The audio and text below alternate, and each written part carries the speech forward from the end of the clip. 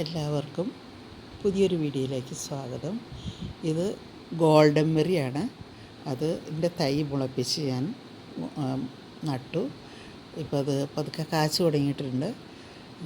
പിന്നെ എൻ്റെ കിട്ടിയ ഫ്രൂട്ട് നമ്മുടെ ഞൊട്ടാച്ചെടീൻ്റെ പോലെ തന്നെ ഇരിക്കും, പക്ഷേ അതിന് കളർ വ്യത്യാസമുണ്ട്. ഗോൾഡൻ കളറാണ്. പിന്നെ ടേസ്റ്റ് ആണെങ്കിലും അല്പം മാറ്റമുണ്ട്. ഇത് നല്ല ഔഷധ ഗുണമുള്ള സാധനമാണെന്ന് പറയണം, അതുകൊണ്ട് നട്ടു നോക്കിയതാണ്. നമ്മൾ മരുന്നൊന്നും അടിക്കണില്ല, അതുകൊണ്ട് എത്രയൊക്കെ കിട്ടുമെന്നുള്ള അറിയില്ല. ഇത് നമ്മുടെ ഗോൾഡൻ ബെറി. പിന്നെ മുള്ളാത്ത അത് ഒരെണ്ണം ആദ്യമായിട്ട് വിളഞ്ഞ് കിട്ടി. അത് ചെടിയെ തന്നെ കിടന്ന് നമുക്ക് വിളഞ്ഞ് കിട്ടി. അത് കാരണം അതിൻ്റേതായ ടേസ്റ്റ് അതിനുണ്ടായിരുന്നു. മൂപ്പാവണേന് മുമ്പ് നമ്മൾ ഫ്രൂട്ട്സൊക്കെ പറിച്ച് വെച്ച് പഴുപ്പിക്കാമെന്ന് പറയുമ്പോൾ ശരിയായ ടേസ്റ്റ് നമുക്ക് കിട്ടില്ല, അപ്പോൾ ആർക്കും ഇഷ്ടപ്പെടില്ല. ഇതിപ്പോൾ ഇതിന് ടേസ്റ്റ് ഉണ്ടായിരുന്നു, നേരത്തെ കഴിച്ചിട്ടുള്ളതിനേക്കാളും ഒരുവിധം നല്ല ഒരു ടേസ്റ്റായിരുന്നു, നല്ല ജ്യൂസി ആയിട്ട്. പിന്നെ ഇത് ആഞ്ഞിലിച്ചക്ക, അത് അവിടെ നിന്ന് തന്നെ കിട്ടിയൊരു ആഞ്ഞിലിച്ചക്കയാണ്.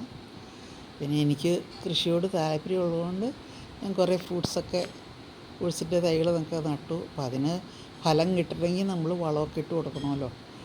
പിന്നെ നല്ല സൂര്യപ്രകാശവും വേണം. മഴയില്ലാത്തപ്പോൾ വെള്ളം ഒഴിച്ച് കൊടുക്കണം. അപ്പോൾ മഴയുള്ളപ്പോൾ ഇത് ഇട്ട് കൊടുത്താൽ നന്നായിട്ട് ഉണ്ടാവും എന്നുള്ള പ്രതീക്ഷയിലാണ് ഇതൊക്കെ ചെയ്യണത്. അപ്പോൾ എനിക്കൊരു എക്സസൈസും ആവും, എനിക്ക് താല്പര്യമാണ് കൃഷി ചെയ്യുന്നത്. അതുകൊണ്ടാണ് ഞാൻ ഇങ്ങനെയൊക്കെ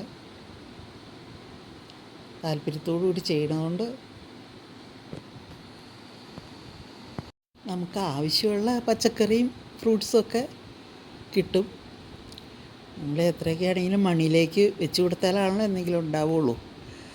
ഇടയ്ക്കൊക്കെ അതിന് പരിചരണം ആവശ്യമാണ്, നല്ല പരിചരണം ആവശ്യമാണ് എല്ലാത്തിനും. ഉണ്ടോ JCB വന്നു കഴിഞ്ഞപ്പോൾ കൊക്കുകൾ നല്ല രസമായിരുന്നു.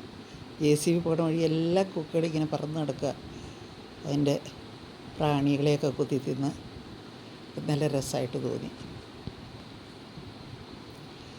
ആഞ്ഞിലിയുടെ ഒരുപാട് ഇങ്ങനെ ആഞ്ഞിലി വെട്ടിയത് കൊണ്ട് എല്ലാം ഇങ്ങനെ അതിൻ്റെ വേരുകൾ അതൊക്കെ ഇനി പിഴുത് കളയാൻ വേണ്ടിയിട്ട് JCB കൊണ്ട് അല്ലാണ്ട് അത് പറ്റില്ല. നമ്മൾ മനുഷ്യർ വിചാരിച്ചാൽ നടക്കില്ല അതിൻ്റെ വേര് പിഴുത് കളയാനായിട്ട്. അതിന് JCB കൊണ്ട് അത് ചെയ്യുകയാണ്. പിന്നെ ഒരു പ്ലാവും മാവും കൂടെ അടുത്തടുത്ത് നിന്നപ്പോൾ ഞാൻ ആ മാവ് കായ്ക്കാൻ വേണ്ടിയിട്ട് മാവിൻ്റെ സൈഡിലുള്ള മുഴുവൻ കമ്പ് അങ്ങ് വെട്ടിക്കളഞ്ഞു. അപ്പോൾ ഉണ്ട് കായ്ക്കാതെ നിന്ന പ്ലാവ് വീണ്ടും കാച്ചു തുടങ്ങി. രസമായിട്ട് തോന്നിയത്.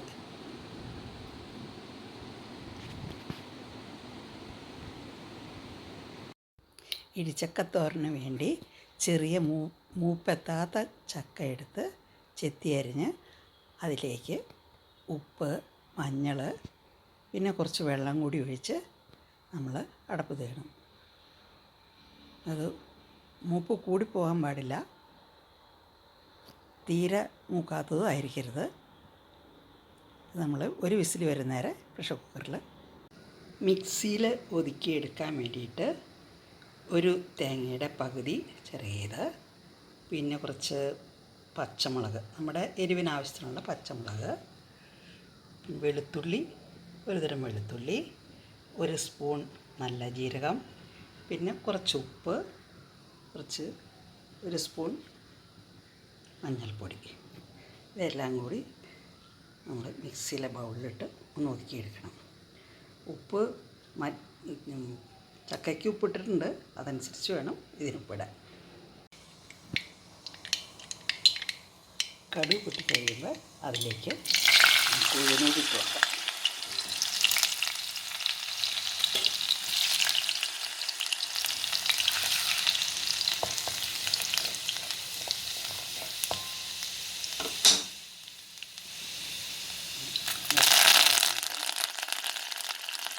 പച്ചമുളക്, കറിവേപ്പില, ചെറിയ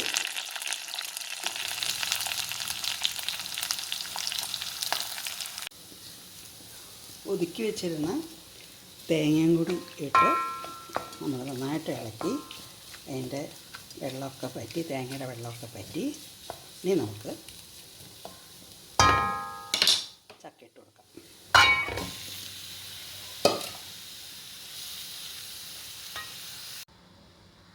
സ്വാദിഷ്ടമായ ഇടിച്ചക്കത്തോരൻ റെഡിയായിട്ടുണ്ട്. ഇത് ചക്ക പ്രഷർ കുക്കറിൽ നിന്ന് വേവിച്ചതിന് ശേഷം മിക്സിയിൽ പതുക്കെ ഒന്ന് കുറേശ്ശെ ഇട്ട് ചെറുതായിട്ടൊന്ന് കറക്കുക. കൂടുതലായാൽ അരഞ്ഞു പോകും. പെട്ടെന്ന് എടുക്കുകയാണെങ്കിൽ നമുക്ക് എളുപ്പത്തിൽ ഉണ്ടാക്കിയെടുക്കാം.